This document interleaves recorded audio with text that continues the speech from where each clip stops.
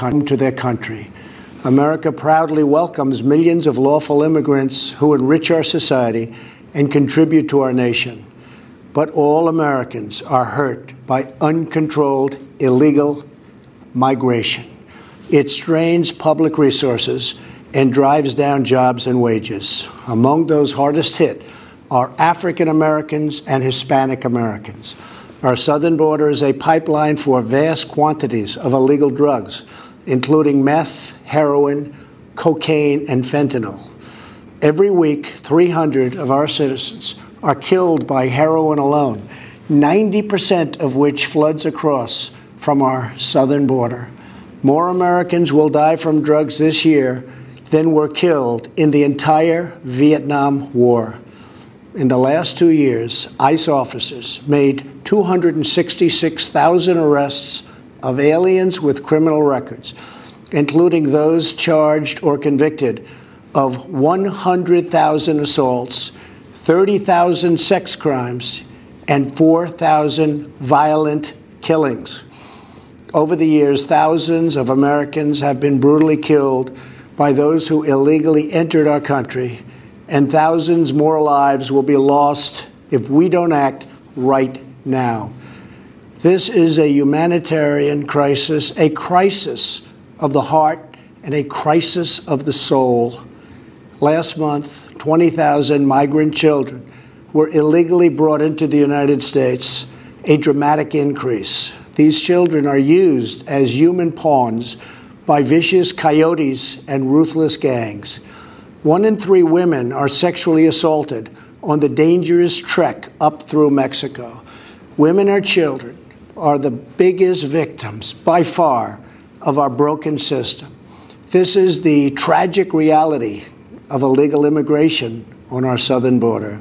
This is the cycle of human suffering that I am determined to end. My administration has presented Congress with a detailed proposal to secure the border and stop the criminal gangs, drug smugglers, and human traffickers. It's a tremendous problem. Our proposal was developed by law enforcement professionals and border agents at the Department of Homeland Security. These are the resources they have requested to properly perform their mission and keep America safe, in fact, safer than ever before. The proposal from Homeland Security includes cutting-edge technology for detecting drugs, weapons, illegal contraband, and many other things. We have requested more agents, immigration judges, and bed space to process the sharp rise in unlawful migration fueled by our very strong economy.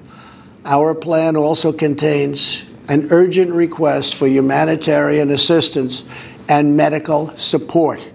Furthermore, we have asked Congress to close border security loopholes so that illegal immigrant children can be safely and humanely returned back home. Finally, as part of an overall approach to border security, law enforcement professionals have requested $5.7 billion for a physical barrier. At the request of Democrats, it will be a steel barrier rather than a concrete wall.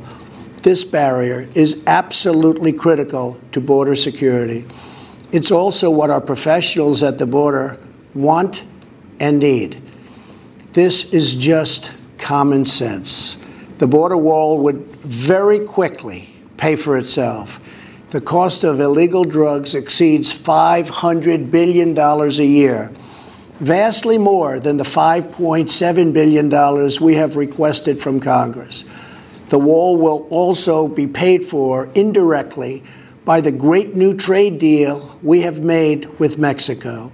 Senator Chuck Schumer, who you will be hearing from later tonight, has repeatedly supported a physical barrier in the past, along with many other Democrats.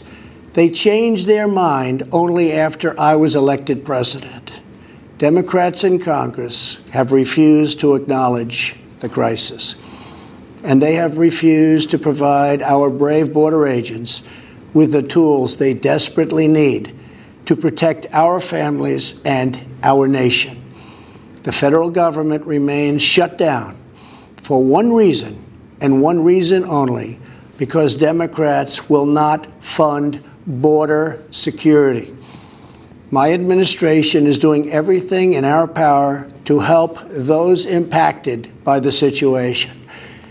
But the only solution is for Democrats to pass a spending bill that defends our borders and reopens the government.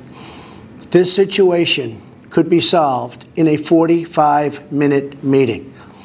I have invited congressional leadership to the White House tomorrow to get this done.